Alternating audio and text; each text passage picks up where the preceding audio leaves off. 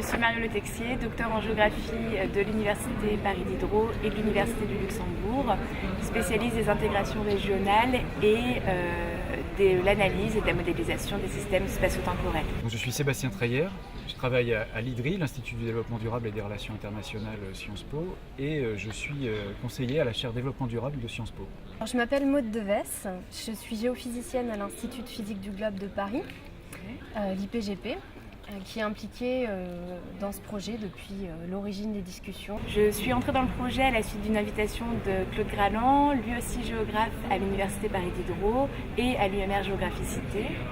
Et notre contribution dans le projet consiste principalement en l'analyse du traitement médiatique des catastrophes naturelles à partir de flux RSS. Alors un des enjeux majeurs pour l'IPG, c'est la question de l'expertise, puisque nous sommes donc des chercheurs dans nos laboratoires, mais l'Institut est en charge de la surveillance des observatoires volcanologiques français, en Outre-mer, aux Antilles, à La Réunion.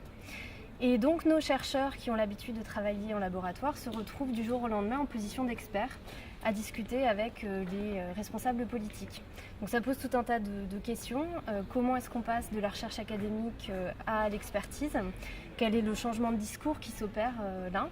Et puis comment est-ce qu'on passe de cette expertise à la décision publique ? Ce qui est vraiment intéressant avec ce projet, c'est que ça va nous permettre à l'IDRI de rechercher avec d'autres chercheurs, notamment des gens qui sont plutôt dans les sciences de la nature, les sciences biophysiques, mais aussi des chercheurs en sciences sociales, des nouvelles manières de représenter notre problème planétaire. En discutant avec d'autres chercheurs, ils vont peut-être nous aider à comprendre des représentations différentes de ce problème, qui vont nous ouvrir des nouvelles options pour proposer pour aller à la table de négociation avec d'autres pays de la planète.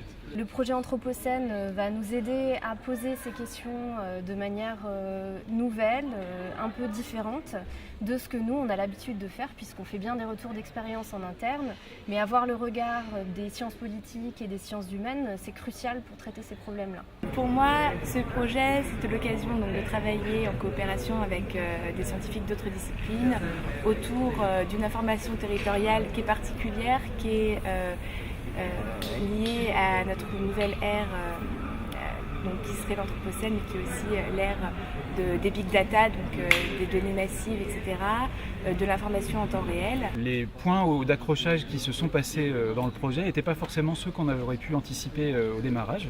Le travail qu'on fait nous sur la négociation climatique autour d'un objet qui est d'essayer de se dire comment est-ce qu'on va diminuer les émissions de gaz à effet de serre de tous les pays de la planète de manière assez radicale d'ici 2050 et 2100. Mais avec le projet, on a ouvert la boîte de Pandore de tous les différents CO2 ou de tous les différents gaz à effet de serre, en se rendant compte qu'il était utile d'avoir des dialogues avec des chercheurs qu'on n'avait pas, nous, encore anticipés. On a travaillé déjà avec les géographes de Paris 7 sur la question des tremblements de terre et de la médiatisation des tremblements de terre. Alors pour nous, c'était très intéressant puisqu'on s'est rendu compte que notre regard sur les tremblements de terre que l'on étudie tous les jours est décalé. Les rapprochements sont plus ou moins rapides. Il y a des choses où on voit clairement comment ça va nous ouvrir des nouvelles options, à la fois dans nos travaux en économie, mais aussi pour la politique mondiale, pour les négociations internationales. Et puis il y a des travaux où on se dit qu'il va y avoir un long mûrissement entre chercheurs pour comprendre comment on pourrait éventuellement faire basculer nos représentations du problème et aussi donc les représentations des solutions. En fait, ce qui est intéressant dans ce projet, c'est qu'on vient d'horizons disciplinaires différents et même dans les mêmes disciplines, on n'a pas forcément les mêmes angles de vue sur les problèmes de notre société et le problème de cette politique de la Terre à l'épreuve de l'Anthropocène. La coordination du projet a réussi à nous faire prendre une tournure de discussion où on met moins l'accent sur nos oppositions de principe que sur les choses où on a intérêt à discuter pour construire des choses ensemble. Une chose qui m'a frappée pendant la préparation du projet, ça a été par exemple de découvrir que donc, les géographes font des cartes, les scientifiques de la Terre font des cartes, sauf qu'on ne fait pas les mêmes cartes. Et surtout, moi j'ai appris des outils de représentation auxquels je n'avais pas pensé parce que tout simplement, je n'ai pas l'habitude de traiter les mêmes données. Donc j'ai découvert que finalement, que ce soit les sciences humaines, des sciences politiques ou les sciences de la Terre, on avait des enjeux communs pour ce qui était la question des échelles spatiales et temporelles. Une des choses vraiment qui a émergé dans la préparation de ce projet, C'est la découverte pour moi d'un concept que je ne connaissais pas, peut-être parce que je n'avais pas encore la culture, mais là c'était vraiment une découverte tout à fait centrale autour de cette notion de zone critique qui joue un rôle maintenant, à mon avis, assez central dans l'ensemble du projet. En fait. C'est intéressant de voir que chacun arrive avec son propre discours, sa propre manière de voir. On se rend compte à la fois que c'est beaucoup plus facile que ce qu'on aurait pensé d'interagir, puisqu'on est